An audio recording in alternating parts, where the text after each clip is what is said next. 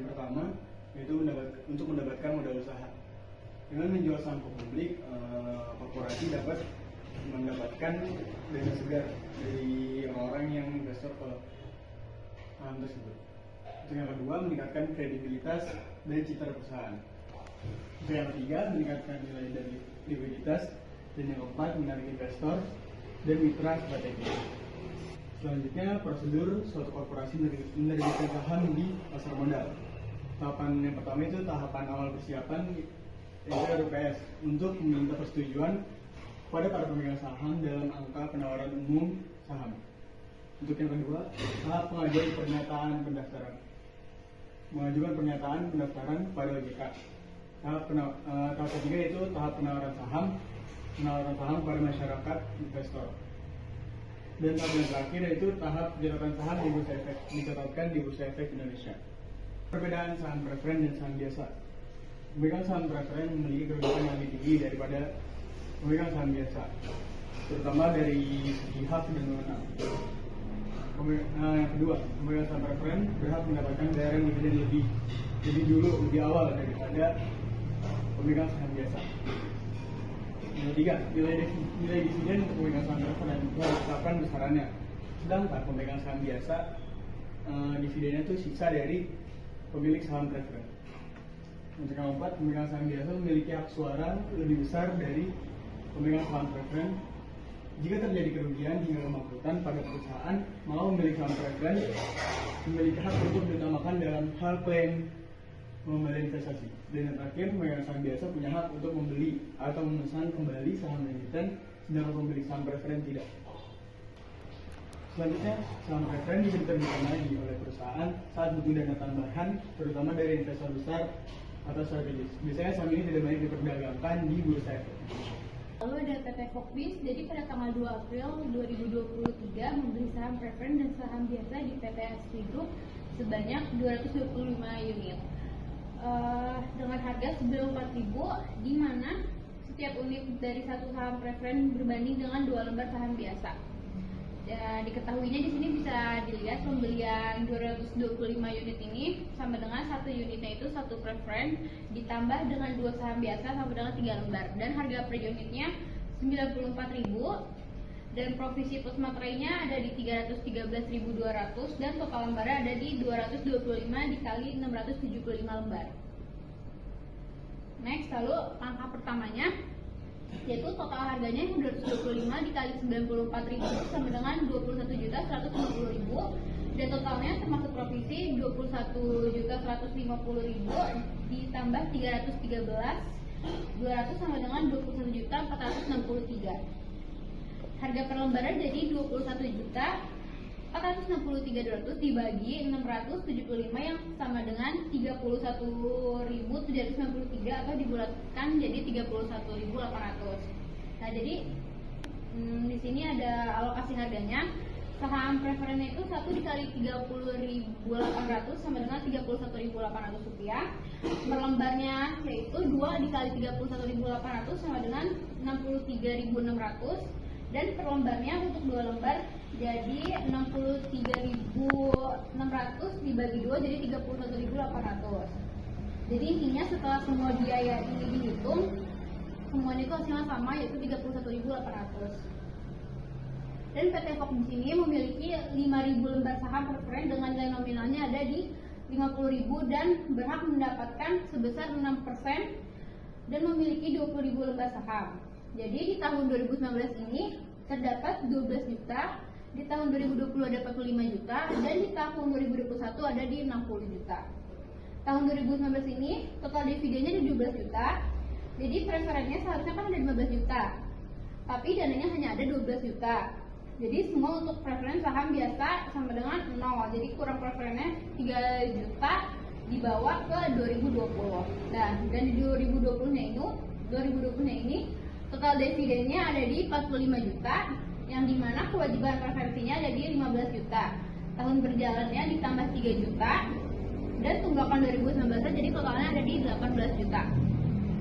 Lalu untuk biaya preferen penuhnya ada di 18 juta, sisa untuk biasanya ada di 45 juta, dikurang 18 juta, jadi totalnya ada di 27 juta. Jadi preferensinya 15 juta dibagi 5 juta sama dengan 3.000 per lembarnya, dan biasanya dari 27 juta dibagi 20.000 sama dengan 1.350 per lembar. Lalu terakhir ada di tahun 2021, di mana total dividennya itu ada di 60 juta ribu rupiah. Preferensinya hanya di 15 juta, tidak ada tunggakan, dikurang sisa untuk biasanya, jadi 60 juta dikurang 15 juta sama dengan 45 juta. Jadi preferensinya 15 juta dibagi 5.000 sama dengan 3.000 per lembar, dan biasanya ada di 45 juta dibagi 20.000 sama dengan 2.250 per lembar. Jadi diketahui dividen terakhir itu sama dengan 500 per lembar. Jadi pertumbuhan dividen tahun 1 sampai 2 itu 30% per tahun, tahun 3 dan seterusnya itu 10% per tahun, dan required return-nya itu 20%. Kemudian yang pertama itu ada dividen satunya itu DO kali 1 plus G, terus sama dengan itu 500 dikali 1 plus 0,3 sama dengan 500 kali 1,3 sama 1 kali 3 sama dengan 650. Untuk dividen keduanya itu 650 dikali 1,3 hasil itu 845. Untuk yang nomor 2 itu rumusnya itu dividen 3 sama dengan dividen 2 kali 1 plus 0,1, yaitu 845 dikali 1,1 hasil itu 929,5. Untuk yang nomor 3 nya itu rumusnya itu dividen 3 K min D sama dengan 929,5 kali 0,20 dikurang 0,10, hasilnya itu 9.295. Untuk yang nomor 4 itu hasilnya itu adalah 7.583 per lembar saham.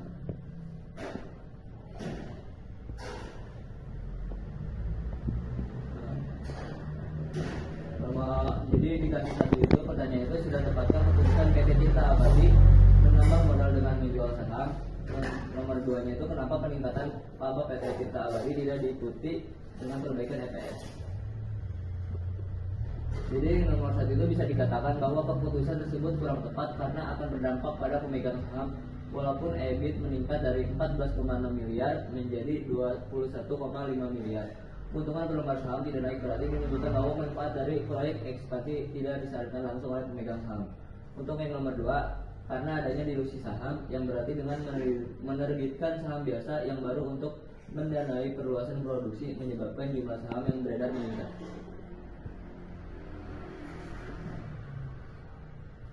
Untuk yang kasus 2, pertanyaannya apa yang dimaksudkan analisis fundamental, dan yang nomor 2 itu tunjukkan sektor-sektor yang sahamnya bertahan pada masa pandemi COVID-19. Berikan alasan secukupnya. Jadi jawabannya itu yang pertama, analisis fundamental adalah menghitung nilai intrinsik suatu aset seperti saham dengan mengamati faktor-faktor internal dan eksternal yang mempengaruhinya. Nomor 2 nya itu berdasarkan artikel dari CNBC Indonesia diterbitkan pada tanggal 14 April 2020 menjelaskan bahwa sektor yang sahamnya masih aman salah satunya adalah sektor konsumer karena kebutuhan pokok selalu dibutuhkan oleh masyarakat. Oke, selanjutnya untuk selanjutnya adalah tugas kebijakan dividen 1 yang dimana kita disuruh untuk mencari IPS dan juga PR, yang dimana IPS itu adalah earnings per share, yang dimana rumusnya merupakan laba bersih dibagi dengan jumlah saham yang beredar. Untuk laba bersihnya sendiri itu sebesar dan sebanyak 1 miliar dibagi dengan 500.000 dan menghasilkan 2.000. Untuk PR-nya adalah harga perusahaan dibagi IPS. Untuk harga perusahaannya sendiri sebesar 12.000 dibagi dengan 2.000 menghasilkan 6. Selanjutnya adalah earnings per share setelah kebijakan dan pembelian saham. Untuk IPS barunya ini rumusnya adalah laba bersih dibagi dengan jumlah saham yang beredar. Untuk laba bersihnya sendiri yang sudah tadi kita hitung sebesar 500 juta dibagi dengan 461.671 menghasilkan 1082,9. Selanjutnya adalah tugas kebijakan dividen 2. Untuk tugas kebijakan dividen 2, kapital surplusnya ini sebesar 1.500.000.000. Untuk laba yang ditahannya sebesar 7.500.000.000. Modal sendirinya itu di angka 14 juta. Dan yang pertanyaannya adalah berapa earning per share sebelum dan setelah stok dividen. Selanjutnya adalah perhitungannya ini untuk IPS sebelumnya. IPS nolnya ini adalah rumusnya adalah net income dibagi dengan saham awal, yang dimana net income-nya sendiri di angka 2 miliar dibagi dengan 2.500.000 menghasilkan 800. Jadi pemegang saham mendapatkan laba per sahamnya dalam bentuk dividen sebesar 727 dari yang awalnya sebesar 800. Untuk dana dividennya yang akan dibayar dalam bentuk saham ini sebesar 1 miliar, dan jika dihitung berdasarkan harga pasar, yang dimana harga pasar itu 4.000 per lembar, maka jumlah lembar barunya adalah rumusnya adalah 1 juta dibagi dengan 4.000 menghasilkan 250.000 per lembar. Jumlah saham setelahnya adalah S1-nya adalah 2.500.000 ditambah 250.000 menghasilkan 2.750.000 per lembar, dan IPS setelahnya adalah menghasilkan 727,27. Nah, ini adalah berapa harga saham setelah stok dividen pada PT Volkbis stok dividen. Hitungannya adalah di sini kita mencari PR yang rumusnya adalah P0 dibagi dengan EPS 0, P0-nya itu sebesar 4.000 dan EPS 0-nya itu sebesar 800 dan dikali oleh 5. Dengan begini menghasilkan 3.363,36, dan jadi harga saham setelah dilakukan dividen kepada pemegang saham ini diperoleh per lembarnya adalah sebesar 3.636. Dan terakhir adalah setelah dilakukannya dividen saham, maka modal sendirinya yang baru pada PT Volkbis ini sebesar 15 miliar. Kasus kebijakan dividen. Namun untuk mempersingkat waktu, maka saya akan langsung ke soalnya. Yang pertama adalah jelaskan alasannya mengapa keputusan per share stock pada PT Kalbi Farma melalui rapat RPUST atau Rapat Umum Pemegang Saham Tahunan atau RUPSLB.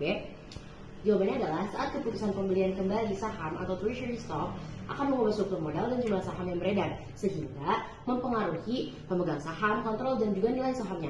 Oleh karena itu, RPUST diperlukan untuk memberi persetujuan resmi dari pemegang saham dengan memastikan kepatuhan hukum dan legitimasi keputusan manajemen.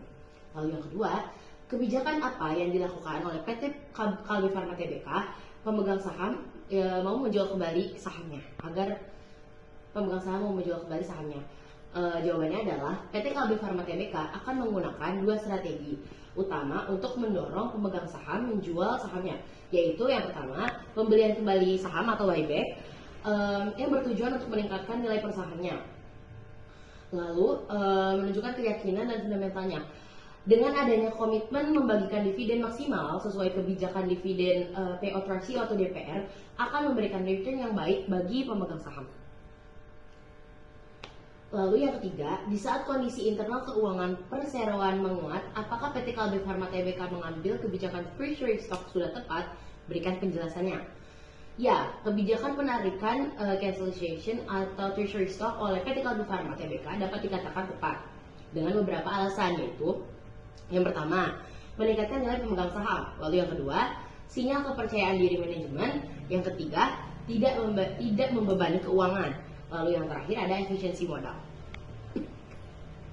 Lalu yang keempat, jelaskan pertimbangan PT Kalbi Farma Tbk menetapkan dividen payout ratio atau DPR pada tahun berjalan sebesar 51%. Penetapan dividen payout ratio atau DPR 51% pada tahun berjalan didasari pertimbangan berikut. Yang pertama, konsisten kebijakan dividen, yaitu PT Kalbi Farma berkomitmen menjaga rasio pembagian dividen minimal 50% dari laba bersih, sehingga DPR 51% menunjukkan konsistensi dan kepastian bagi para investor. Lalu yang kedua, memberi imbal hasil yang menarik. Dengan DPR di atas 50%, perseroan memberikan return nilai langsung yang cukup signifikan bagi para pemegang saham. Lalu yang ketiga, keseimbangan antara dividen dan pertumbuhan. Meski lebih dari separuh laba dibagikan, sisanya 49% tetap ditahan untuk kebutuhan ekspansi, riset, dan juga pengembangan produk. Lalu, yang keempat ada kondisi keuangan yang kuat. Perusahaan menilai laba bersih dan arus kas cukup sehat untuk tetap membagikan dividen tinggi tanpa mengganggu likuiditas dari perusahaan. Lalu yang terakhir, sinyal stabilitas perusahaan.